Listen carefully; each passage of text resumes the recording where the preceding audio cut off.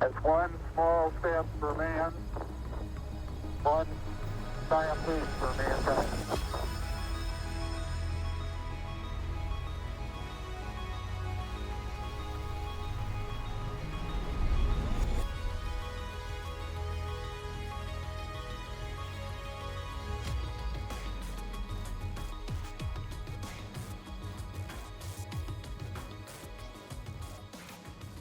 Welcome everyone to South by Southwest expert panel. Today we're going to be discussing one of the most fascinating subjects out there today on who on earth should govern space. And we have three eminent scholars with us today. I'm Beth Daly. I'm the editor and general manager of The Conversation, an online nonprofit news outlet that pairs academics with veteran journalists to produce digestible journalism in the public interest. Our first very esteemed participant is the interim president of Texas A&M. It's Professor John L. Junkins. Professor Junkins is a visionary in his field. He's, as I said, the interim president at Texas A&M University, which is the second largest in the country. He's a first generation student from Georgia. He was only 19 when he started at NASA. He's a distinguished professor of aerospace engineering and has won many, many awards, including the highest honors for astronautics. He's a founding director of the Hagel Institute for Advanced Study at TAMU, which brings in eminent scholars from around the globe. So we're so grateful to have you here, Professor Junkins. Well, thank you so much, Beth. It's my pleasure to join you today. Wonderful. And our next panelist is Michelle Hanlon. Michelle is a co-director of the Center for Air and Space Law at the University of Mississippi, which is the oldest such program in the country. In fact, it's probably one of the only in the country, which we'll hear more about probably. She's a Yale graduate and earned an LLM in Air and Space Law from McGill University. She went to Georgetown Law Center for her JD. And most importantly, I think closest to her heart, she's a co-founder and president of something called For All Moonkind, which is a nonprofit corporation that is the only organization in the world focused on protecting human culture heritage in outer space. It's been recognized by the United Nations as a permanent observer to the United Nations Committee on the Peaceful Use of Outer Space. So we're quite excited to hear about that. Michelle, welcome. Thank you so much. I'm really excited to be here. And our third panelist, which I'm very grateful for, is Karen Chenoweth, Vice President of Regulatory Affairs and Government Affairs at Relatively Space, a 6-year-old company that is developing manufacturing technologies, launch vehicles, and rocket engines for commercial orbital launch services. They're building the first autonomous rocket factory and launch service for satellites, and I'm really excited to hear more about it. Karen has received a law degree from UT and a master's in law from the University of Nottingham in England. She recently started her job after 10 years as senior counsel at SpaceX, where she is focused on civil and commercial space. So thank you so much for coming, Karen. We're so grateful you're here. Thank you. Thank you, Beth. So I want to launch into something and just right off to understand, what are the laws governing space right now in the most simplistic way? Michelle, do you want to take a stab at that first? Sure. So we have, people like to think of space as the wild, wild west, right? Nothing out there, this open frontier, we can do anything we want. Unfortunately, or fortunately, that's not true at all. We have an international regime of space law, the outer space treaties, which guide what nations can do in space. And that actually trickles down really nicely to what private companies can do in space, like Relativity Space or SpaceX, because the nations are bound by this the treaties, to take responsibility for nationals who act in space. So the primary tenets of the outer space treaties are the freedom of exploration of space for everybody, the freedom of use of space for everybody, freedom of access of space for everybody, but no ability for a nation to claim sovereignty in space. So, we're looking at this moment in our human history where we're thinking, oh, well, we want to do so much in space, but we can't own anything. And so we really need to think about how we're going to conceive property in space, mining rights in space, orbits in space, we've already pretty much worked out. But there is a hierarchy of international law there that serves as a framework for all of the things us space lawyers that keep space lawyers awake at night. It is. I mean, I think most people don't really think about what's up there already and what the future brings. It feels obviously far away. But can maybe this is a good question for Karen. I mean, can you describe the founding treaty, which I believe is the Outer Space Treaty in 1967, and some things that have been built upon that, and then we can kind of launch into some discussion about things that are there and who owns what. Yeah, absolutely. One of the areas that I spend a lot of time in is actually focused on domestic commercial law governing space activities. So talking about the Outer Space Treaty is an excellent opportunity to tie that to our domestic laws. And so the Outer Space Treaty set up, as Michelle described, a regime by which other treaties then follow within the Outer Space Treaty laws. So from the Outer Space Treaty, where we established the principles that Michelle outlined, we also have other treaties that govern what our requirements are with regard to rescue and, say, returning an astronaut. So if I launch people to space and they have to do an emergency reentry and they land in another country's territory, then we have agreements in place through that treaty that they'll return those astronauts to us and that hardware to us in a safe manner. We also have a liability convention. So lawyers spend a lot of their time thinking about who's liable and what will happen if something goes wrong. The liability convention sets out some principles there that say that to the extent that something happens from space that causes damage in our airspace, so to say an airplane flying or on a territory of another country, then there's strict liability for the government who authorized that activity. And that ties back to the Outer Space Treaty, which says that governments must authorize and provide continuing supervision for their entities, those are people, companies, etc., who do activities in space. So if a piece of debris falls through the sky and hits an airplane or falls on a shed in another country and does some damage, the US government is on the hook.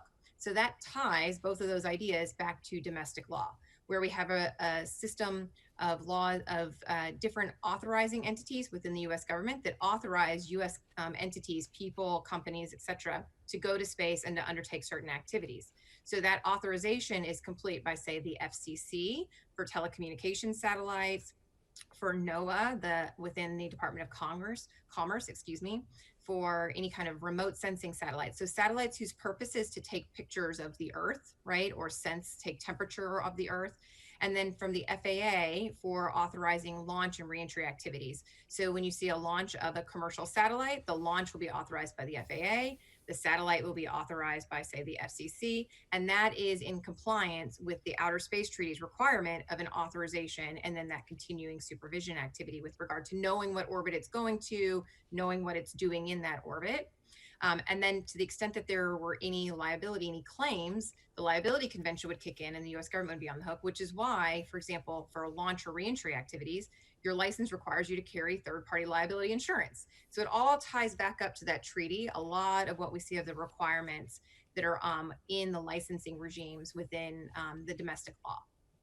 Oh, great. I want to unpack that a little bit more, but first I kind of want to do an entry into space through something a lot of people understand, and that's satellites and actually space debris, which people have heard about. And Professor Jenkins, I'd really like you to jump in here a little bit because your research has been on so many missions and including the last Apollo missions. And I'm curious if you could give us a little understanding of what that research is, and then talk a little bit about something that I know is quite important to you, which is space debris and who cleans it up. Well, let's start with that. Space debris is one way to characterize it is what can we track from the ground, and we can comfortably track anything larger than a coffee cup, roughly. And we are tracking about 23 to 24,000 objects that are kept, their orbits are maintained by the U.S. Air Force and by NASA, and also ESA has a capability in this area, as do the Russians, and I'm sure the Chinese. So we have several international entities that are tracking what's in orbit. And that whole area is known as space situational awareness, and we're now able to track small debris and keep a pretty good catalog of all of this junk that the smallest versions of which came out of those two big collisions. But we have a large number of spent rocket boosters in low Earth orbit, And if you measure space debris by the amount of mass that's there, not by the number of objects you can track, then about 40% of space debris are old Soviet rocket boosters. So back to space law, we don't have something that, an international regime that could punish China for what amounts to a monumental environmental space crime when they deliberately impacted one of their satellites and created a cascade, accelerated the cascade event of space debris and that 2007 event. George Bush II, George W. Bush, was president at that time, and for some reason, I don't know why, but our press failed us. The protest that was lodged in the Security Council of the UN, it didn't make any headlines in the US at all. But this was a major event with major consequences for this crime, in my opinion. If we had a law, it should have been a crime to do this deliberate collision. Yeah, no, that's fascinating. I mean, but it speaks to this idea of which many people in the public don't know. I mean, a crime is one thing, but can you actually, for lack of a better word, clean it up? Is anyone responsible for that? And what happens? I don't know, Michelle, if you want to take that on, or Professor Jenkins. Yeah, well, there was a clear tractability here. Back to just a bit more about space debris.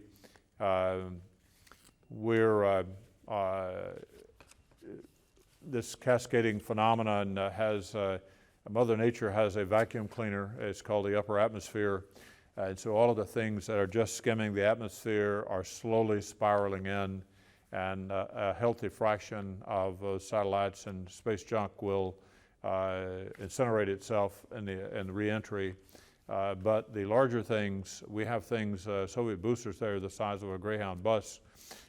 So these things are an incredible hazard, and again, the country no longer exists for liability. Those things would not re-enter.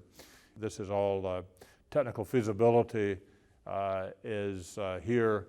A will to fund these missions is not, and a legal framework to go take down the 40% by mass of junk that belonged to the Soviet Union. We don't know quite how to do that right now, since USSR no longer exists. We can't negotiate with them. I would think we should just agree nationally through the UN that we can go get that. Anyone that with the capability and funding should do that, and it's in everyone's interest to maintain environmentally safe from a collision point of view the orbital environment. So NASA has not shown the will to reprogram their budget to do this. I'm hopeful that the new Space Command will offer an opportunity because it restricts military operations also and hampers many things to have all of this stuff that may re-enter at random in orbit and a collision hazard for existing satellites. So with that, I'll stop preaching. No. But it's fascinating. Let me ask each of you this question. What are we missing in space law right now for governing space that would allow us to create ventures possibly that are in the public interest, but also in private interest, but not take the commons away? Let me ask Karen that same question. I mean, what's missing in your view through your lens for governance of space in general? So I think this is a good opportunity to point out, kind of in the United States at least, the fact that we have quite this division in terms of the who pays question. Yes. And who undertakes space activities, because it also ties to the governance. Yes. And that is that in the United States, we really have three legs of our space stool. Yes. We have civil space, which is the NASA, our civil space, in the sense that it's all for peaceful purposes, for exploration, for understanding our planet and other planets. So, the efforts for whether that's weather or whether that's, Mars missions, that's NASA, and that's the civil space. Then we have national security space. So that's the Space Force now. It's, what was the Air Force's Space Command. It's the intelligence community. It's all of the entities that are interested in understanding what's happening in space by other space players, but also using space as a domain for understanding what's happening on our planet with regards to our security. And it's Yes. obviously a growing and important domain, especially with the Space Force. And then the third is commercial. And the commercial enterprise services both of those enterprises, but also has a whole sustaining activity with satellite activities that are happening in space. So the impetus for this idea of cleaning up space junk, right, is in all three of those, in our national security interest, in our civil space interest, and in our commercial interest. The question is, again, who pays? So, the biggest budgets in the US for space undertakings are in the national security budget. And then you've got the commercial budget, which is very much about servicing commercial needs, like providing communications or satellite TV, like those kinds of things that are a huge part of the space economy. In fact, they're the biggest, piece of the space economy other than national security. So when we look at any one of those who might be interested in engaging in this activity, your ability to have a paying customer is very important. So a commercial entity might be interested, and there are a number of them that want to undertake this activity. When you start running up against the legal situation, though, is that one of the things that is true is that when you launch things into space, you're supposed to register them under the registration convention. So I have to, put my name to it so that as we're tracking it, we know who owns what, and that's mostly done. I wouldn't say we're at 100% with that worldwide, but it's mostly done, and we know, especially our national security apparatus knows who's doing what. But when you do that, you also maintain ownership. So by launching something into space, you do not give up ownership of it. And when you leave it behind in space, when you abandon it, you do not give up ownership of it. So it's an interesting issue with, you maintain the liability aspect of it, which, by the way, in space is not strict liability. It's only strict liability on Earth. So in space, you actually have to prove who's at fault and then, fight it out amongst yourselves. And, good luck proving really who's at fault in space. But, we'll get better at that, I guess, if we have to.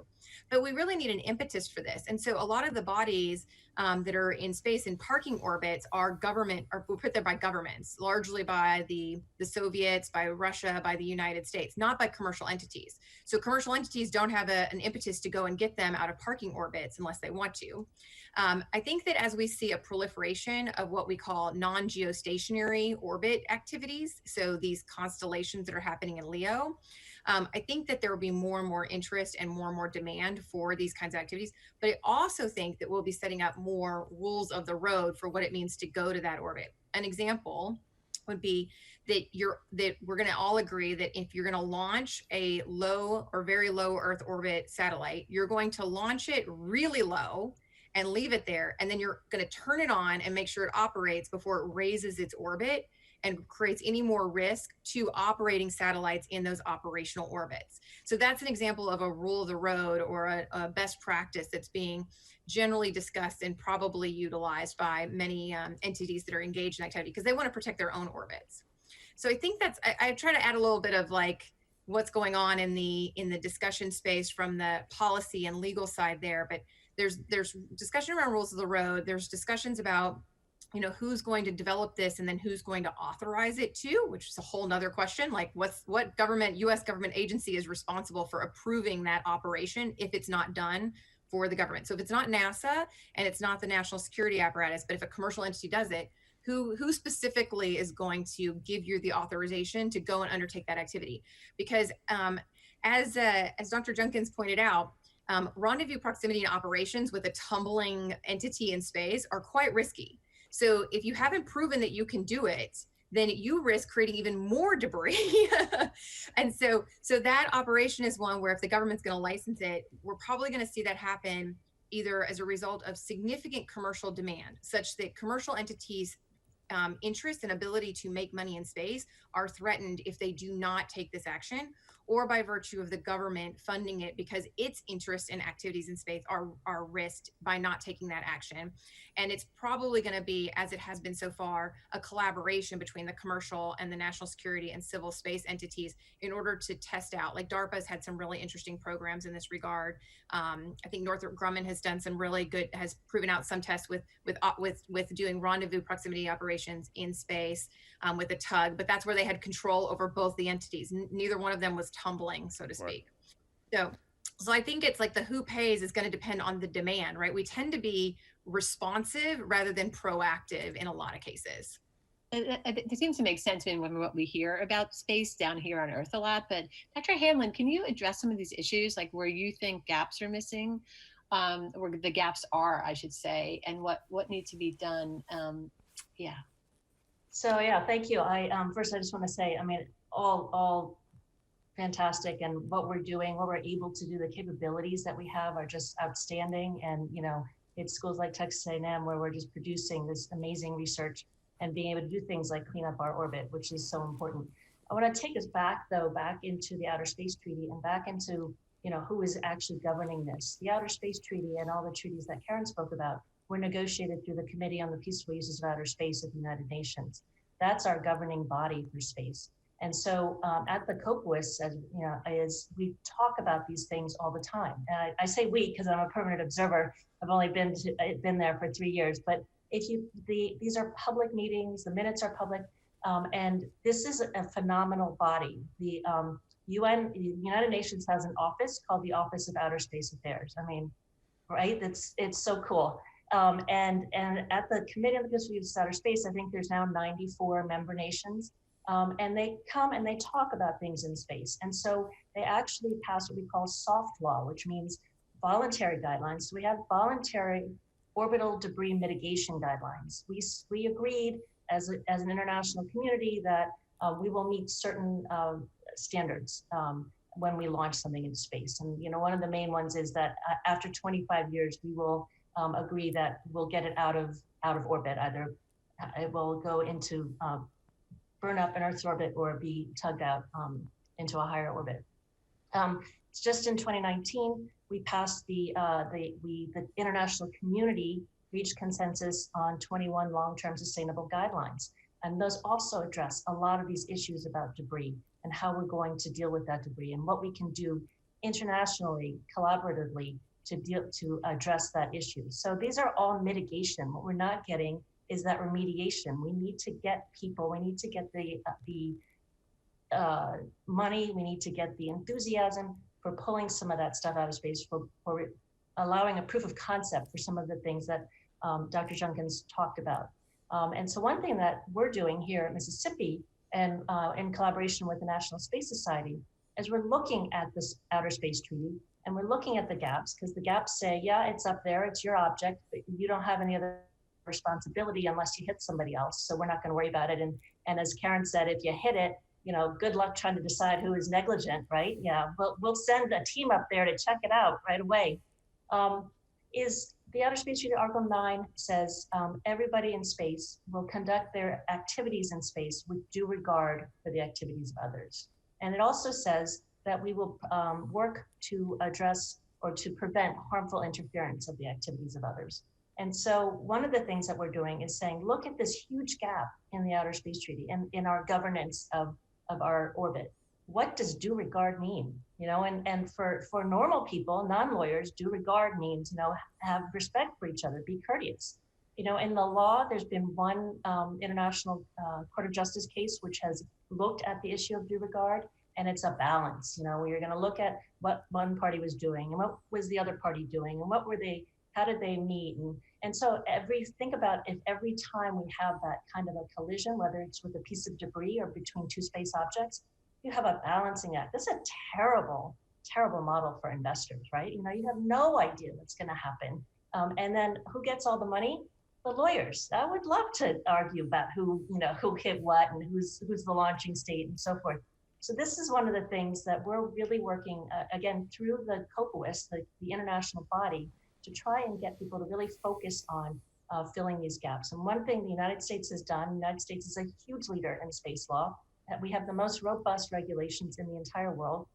We also introduced the Artemis Accords last spring. And the Artemis Accords starts to fill in some of those gaps. And I know there's been a lot of sort of concern that they're not a multilateral instrument, but they are an instrument that other nations are invited to comment on, are invited to join, and it starts to fill some of those gaps, including things like what does due regard mean, and sort of set in stone this concept of safety zones on orbit or on other celestial bodies that Dr. Junkins was talking about. But that's really, so you have to really look at our Outer Space Treaty, our Space Treaty framework as like a constitution, right?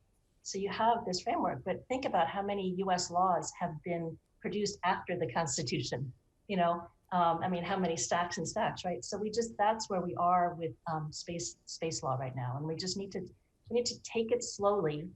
We don't want to burden companies like Relativity Space, but we want to support them and help them. And one way to help them is help them know what they will and won't get in trouble for. I think that's a really good point. I want to learn more about each of your specific work a little bit more, but I have a question which actually my 14-year-old daughter and I were talking about. And it's a basic question, but I think a lot of people probably think about this idea of global commons, right, in space. And like, is there an analogy on Earth how people view it, or where is the debate? Like, is it like, past the EEZ 200 miles out, the oceans is a global commons, but we all get a little piece of it? Or is it like up in the Arctic as people stake a claim for pieces of it? Does anyone who wants to take that one on? It'll be decades from now, but they will be mined. The question is, what's the framework? And how can we allow them to be mined? It's not talking about owning land masses, it's talking about debris fields from ancient collisions in the asteroid belt. And that's a different thing from talking about owning the moon or owning Mars or owning a piece of Venus or whatever. Is asteroid belt is and you combine space travel with 3D printing and automated manufacturing, and I can assure you their material processing in space will happen someday, and there will be products made in space. And maybe a lot of the, instead of offshoring manufacturing, we may be off-earthing manufacturing to essentially save that environmental impact from happening on Earth.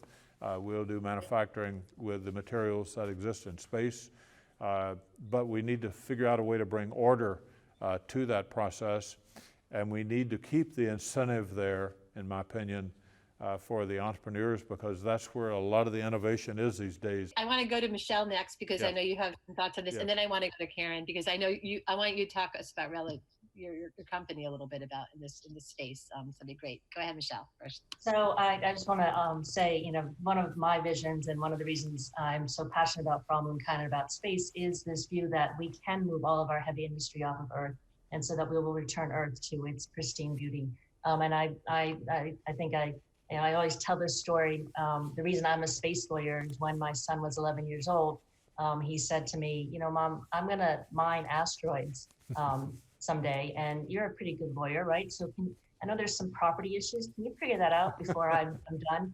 And he thankfully he's in the Navy now, so I have about 3 more years before he gets out and starts pursuing that. But global commons, what does it mean? It's like due regard. We have no idea what it means. And so and in April, President Trump issued an executive order that said the United States does not believe outer space is a global commons. And we've never said that. The Outer Space Treaty says that space is the province of all humankind.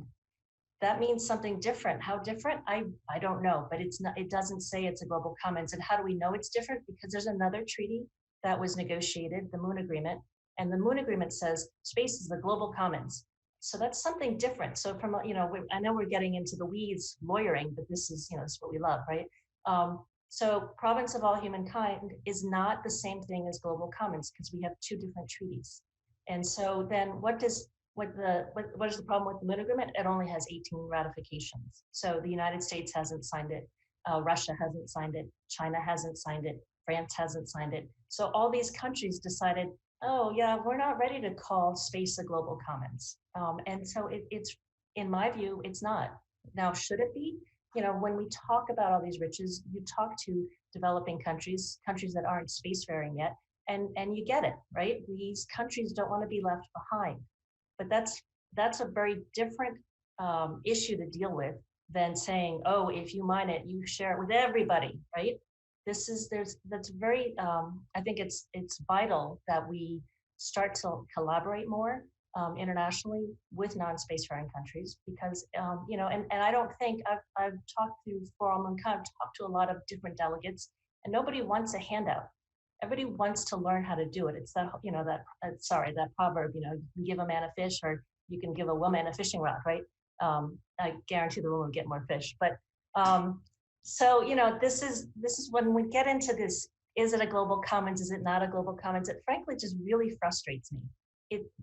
Those are words. Let's talk about what we want from space and how we're going to deal with it. That's what we're talking with respect to governance. And when we think about governance, I have to remind everybody all the time, law is not about countries yelling at each other. Law is about people. It's about relationships between people. Law created states. States didn't create law.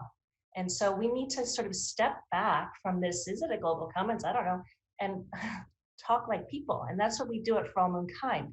We are trying to make space universal. That blueprint is a human achievement, right? We can all embrace that, just like the Laetoli footprint in Tanzania. That was our common ancestor. So yeah, space is for everybody, but don't call it a global commons because there are too many people who put so much baggage on those terms that it just scares a lot of other people away. And then we get into a whole debate over words, and that's just a waste of time. And again, more money for lawyers. I want to come back to For All Mankind in just a little bit, but Karen, give us your perspective. You're working for a company, and how does the global commons model fit into what you do? And tell us a little bit more about exactly what your company does. So I'm just gonna say hallelujah to everything Michelle just said. And then I'll build on that with some kind of points about relativity space and about commercial enterprises in space, and also about the 2015 act that Professor Junkins brought up. First, I think I'm going to start at Leo, and then I'm going to work my way out. So one of the things that I think is exciting about the conversation that we were having, and the conversation that about orbital debris and about the developments of what's happening in space right now, are the developments that are happening in Leo and in the capabilities that are driving those. So space technology and our technical ability, our technical prowess in space exploration is key to this entire conversation, right? We have a boot print on the moon because we were able to go there. We're talking about mining asteroids because it is probably a possibility that we will have the technology to do that at some point in the future. So what we have the technology to do now is vastly improved on the technology that we were previously using to observe Earth, to communicate with Earth in the past. And so one of the things that is a point of hope for us, and it ties into the work we're doing at Relativity Space, where we are we're building a smaller class launcher that's scheduled to launch for the first time at the end of this year. And we're building it using additive manufacturing. So that puts us in an interesting place as a third generation, as I like to say, launch company. The first generation of launch companies did business by and for the government, right? They built the shuttle, they built the Apollo, Saturn V, the Apollo capsule. Those were companies that were doing that in contract with the U.S. government, but it was all entirely driven by the government's need to accomplish to contract with them, like a need that the government created or built by virtue of Congress or the president declaring a mission, or a national security need to put satellites in space. So those were the first generation. The second generation is the billionaires club, right? So it's where the Elon Musks and the Bezos and the Bransons of the world live, who came in and brought a commercial approach and said, we want to bring commercial space activities back to the United States. We want to start winning the international commercial launches that occur. So launching commercial satellites, communication satellites, et cetera. And we also want to do business with the US government in a more commercial-like manner. We want to develop a technology and be able to use that technology to service a commercial need and to provide the government with a cost-effective, reliable, access to space, operations in space, whatever that may be. And you have seen this proliferation of companies in this third generation now, because that second generation paved the way of having plenty of capital to put to the problem, and showing that if you did business in a more commercial-like manner, then you could create opportunities. And we really brought the launch market back to the United States, and we really start seeing this thriving opportunity for smaller satellites, CubeSat development, all of the kinds of things that are happening in low Earth orbit 3D printing on the space station, right? SpaceX took a 3D printer to the International Space Station that was developed by a commercial company. So that's, we're using that as a lab. So those opportunities are happening. And so we have this third generation now of commercial companies that are doing this because there's commercial viability and activities in space. We don't need the government customer to succeed, but we look forward to partnering with the government customer as we try to proliferate more activities in space to build the space economy in the United States and then go further, right? So the idea of going to Mars, going to the moon, having those be sustainable operations, being able to go to asteroids, you need reliable, affordable access to space, and then you need to be able to operate in space in a manner that is viable in so many ways, right? That addresses orbital debris issues, that addresses transportation and propulsion needs, all of those things.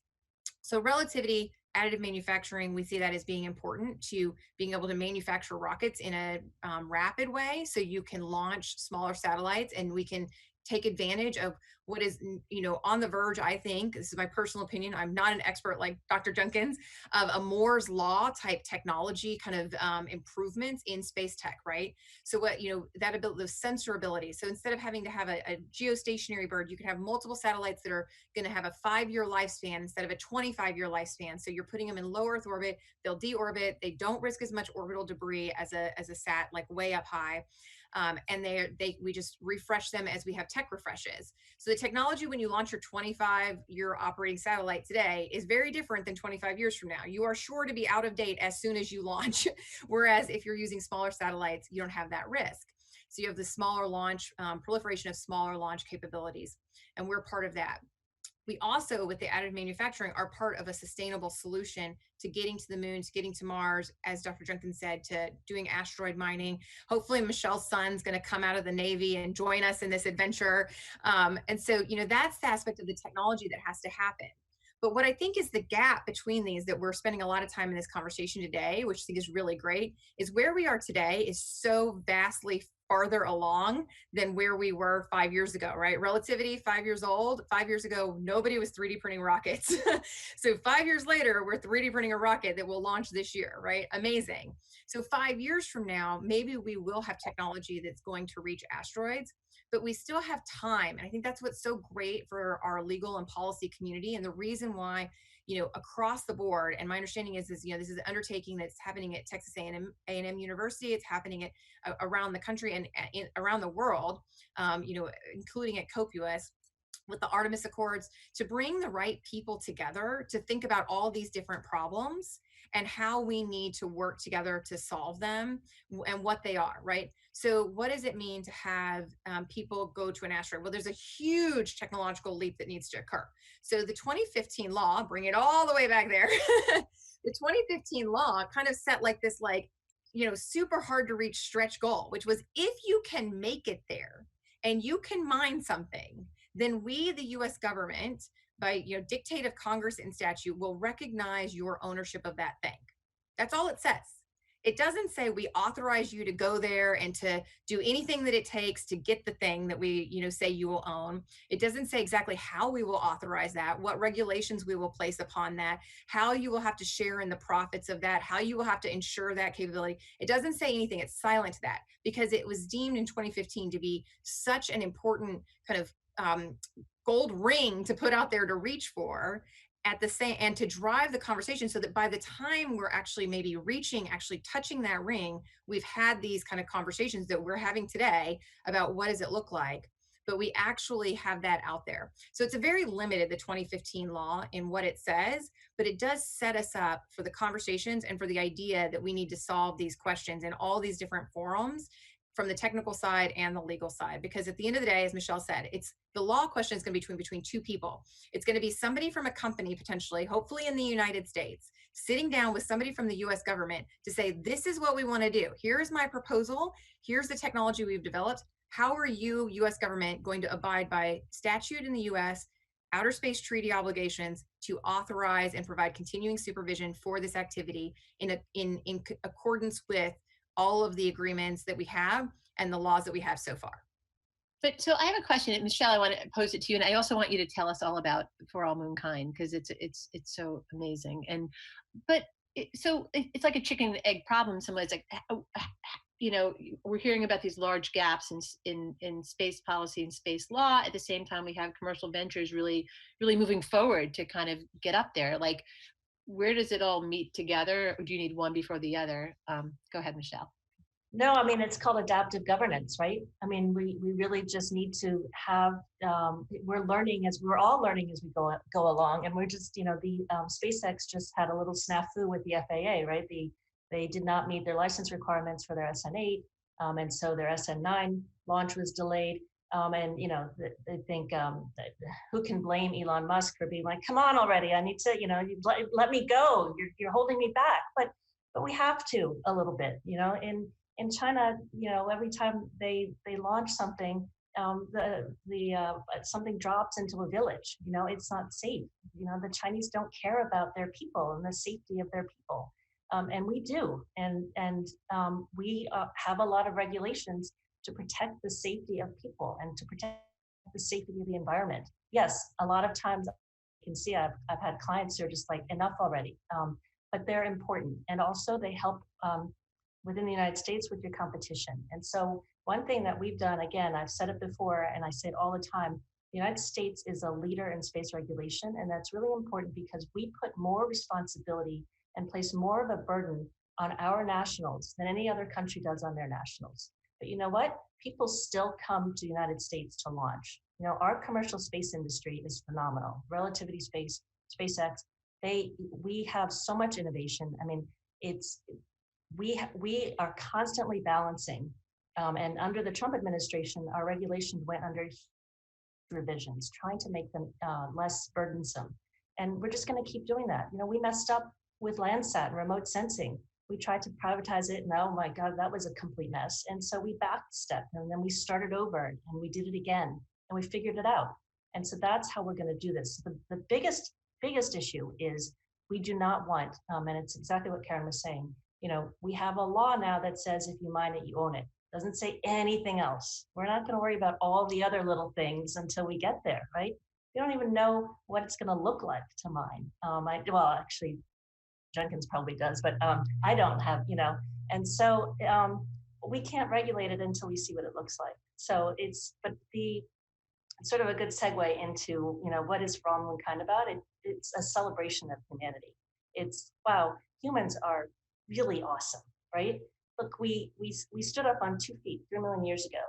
We don't really know why, but you know what happened? It freed up our hands, and we got to carry things, and we got to move things with bags, and we got to make tools, we got to draw, and we learned math, and we started adding things, and then we learned how to make glass, and then we did metallurgy. All of these things, we don't get to the moon without them. So, we don't get to the moon until somebody stands up on 2 feet. We don't get to the moon until, somebody picks up a baboon bone and starts to use it to count things. We don't get to the moon without Mesopotamians making glass. We don't get to the moon without astronomers like Galileo. The blueprint, the blueprints on the moon, those first blueprints, capture an entire human civilization of achievement. This is such an accomplishment, and it's a human accomplishment, and we need to recognize that we're all in this together. There's a lot of, I always talk about sort of peace through space, right? There are a lot of issues going on, even within our nation here. But we have so many more commonalities than we do differences. And one of the things, we started For All Mankind to protect the blueprints because they're not protected. Right now, anybody can go back to the moon and erase them, pick them up, blow on them, whatever. And sure, the regime that Karen was talking about, the objects protected because they're US objects, and arguably somebody would be liable if they took the plaque off, but I don't know what that liability looks like, right?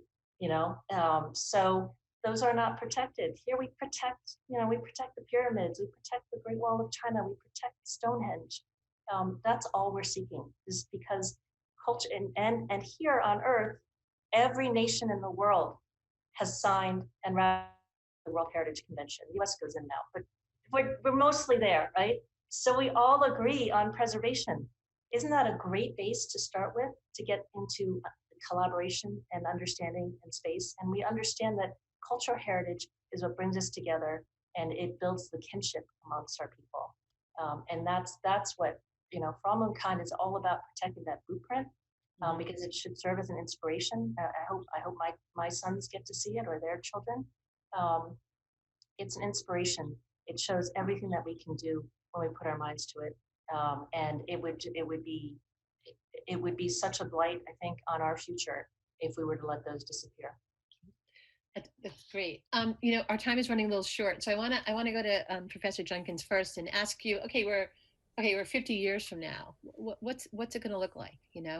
What's you can go far out. And what's going to be governing? What's going to be happening? And I'm going to pose it to all of you. So let me go to the moon for a while.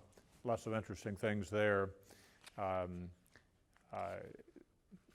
Two truths about the moon in contrast to the Earth. And the moon really is a neighboring planet. It's just kind of like a twin planet. It's so unique in the solar system because it's so large relative to the size of the Earth, the primary body. But the moon has a negligible magnetic field and of course no atmosphere. The Earth took it away from it a long time ago if it had one. But as a consequence, the space weather, which we're subjected to, mainly generated by the sun's, which is a continuous fusion process, which puts out all kinds of things that would be lethal to humans if it were not for our magnetic field and our atmosphere. But one of the things that the moon or that the sun spits out, which would be very valuable on Earth, but is deflected by our magnetic field, is helium-3. It's an isotope of helium, and the moon is just abundant. Helium-3 is everywhere because the magnetic field of the moon doesn't deflect it, and it just rains on the moon 24/7. And helium-3 is almost non-existent on the Earth. It doesn't occur naturally, and we don't have it. But if you study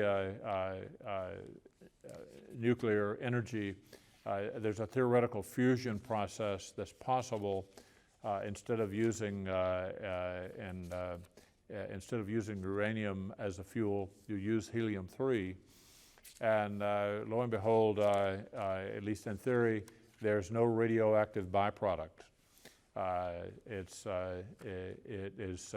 It would be a clean fusion process if we perfected nuclear fusion with helium-3, and this is an area of research at present. Then the moon is a near infinite source of helium-3, and it would be more than worth its weight in gold raised to a power to mine helium-3, which is all over the surface of the moon. We'll avoid the boot prints, but it's everywhere there. And also, starting in 1994, we discovered water on the moon. It's in deep craters, mainly at the South Pole, but also at the North Pole of the moon, which the sun roughly is in the lunar equatorial plane, so these deep craters never see sunshine. It's kind of like part of the year the moon or the sun in Alaska goes around the horizon. Well, it goes around the horizon all the time for the moon at the South Pole and the North Pole. And so these deep craters that are impact craters, we have detected ice, and we don't know how much of it there is, and part of the ongoing studies of the moon are to characterize those frozen oceans, especially it's a frozen ocean to the South Pole. And this is vital for any lunar base operations because with H2O comes H and O, oxygen for breathing, and hydrogen for fuel, and we can make hydrogen-powered anything, including rockets and engines. So it gives us a power source on the moon other than the sun after we've collected a lot of it, but we'll probably need solar energy or some reactor sent from the Earth or some other way to separate hydrogen and oxygen. as all of us did in high school chemistry, we all know about electrolysis. We all did that experiment, I suspect, eons, in my case, eons ago. Yours, it was practically yesterday in your case. But the main point, the moon is a tremendous resource, and it will be mined before the asteroids are, most likely. One other interesting thing about the moon is that we have discovered several lava tubes that appear to be kilometers deep and tens of meters across. Because humans surviving on the surface of the moon is very difficult due to all of the harmful things that are coming from the sun and other high energy particles that are raining from space, and again our magnetic field and atmosphere are not protecting humans there, and to build habitats thick enough to shield you from that is difficult. On the other hand, we might use these naturally occurring lava tubes to build underground or under lunar terrain habitats that were there naturally. Since the moon is heavily silicon, with a laser, little robotically fired laser to fuse this, I could make it into glass.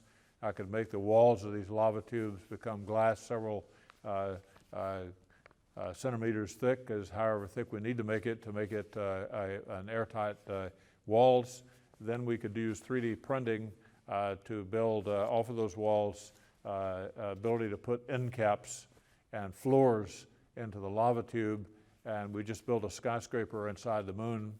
We could pump down via periscope type methods sunlight as wanted to create day-night cycles and sunlight for gardening and growing food, and we got a habitat. And so there's a lot of technical science fiction I could do with you ad nauseum. Michelle, how about you? Give us a look at 50 years out, and Karen, you're up. It's a tough act to follow. Considering I was, we were inspired by these great thinkers, I was inspired by Star Trek. I think my vision for 50 years from now, I'm going to look at the policy. I can't speak to the technology. I think we have multiple human communities on the moon. I don't know if they're military or civilian. I think they're from multiple countries. I think that we have lunar tourists, very, very rich ones, which I hope to see in my lifetime. I know it's not something I could ever afford, but I pray that people want to buy those, rich people want to buy those tickets, because that will keep our space industry moving. I see a universal park on the moon, protecting certain Apollo sites, certain Luna sites, maybe Changa sites as well. But I think I see, I'm gonna go optimistic. I mean, I see communities that are driven collaboratively, not just across borders, but across private and public as well. And somehow we are able, I think that's just how it's going to have to happen, and the law will keep up with it. But yeah, definitely the plans for and definitely at the very least in 50 years, we will have a convention on universal heritage protection. Well, that's great. Great. And Karen? Yeah, absolutely. So it's exciting to be at a company at Relativity Space where our goal is to build the future of humanity in space.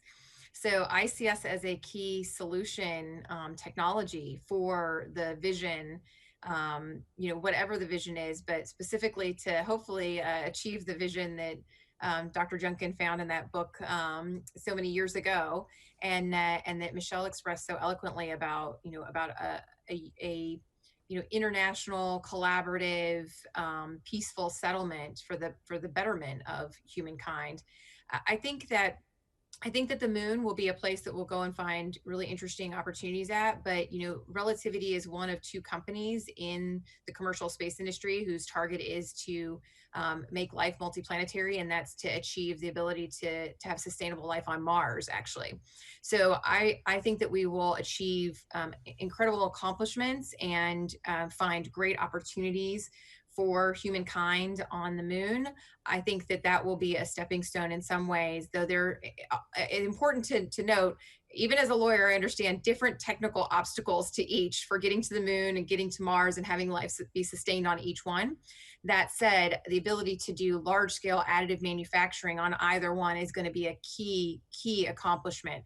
So I think that companies like Relativity, and specifically Relativity, that are thinking about how we solve challenges today to achieve this, robust activity in space, are going to hopefully be the founders of some of the solutions that really enable that multi-planetary existence in the future. Whether we're printing, the periscopes that are bringing the light down, the doorways, or we're printing the engines that are going to help bring us back and forth between the two. These are things that we don't want to have to travel with. We want to be able to print them when we get there. And so these kinds of technological advancements are absolutely key to a sustainable capability. So I think that that's the part that excites me, is there's the policy aspect of it, but there's also just amazing opportunities for tech developments that will really impact life here on Earth, and enable us to be sustained, have sustained life on other planets. It's great. Wow, what a great panel. I wish we could speak for a few more hours. We only got through about 5 of the questions I wanted to ask, but thank you all so much for coming. Thank you so much to South by Southwest for holding this panel, and we're grateful for people who will be viewing it. And also very grateful to Texas A&M University for being such a powerful force in creating this panel and moving it forward, particularly that we all thought we might all be in person doing this, but maybe next year. So thank you all. This is the next best thing. Thank you all. Thank you, Beth.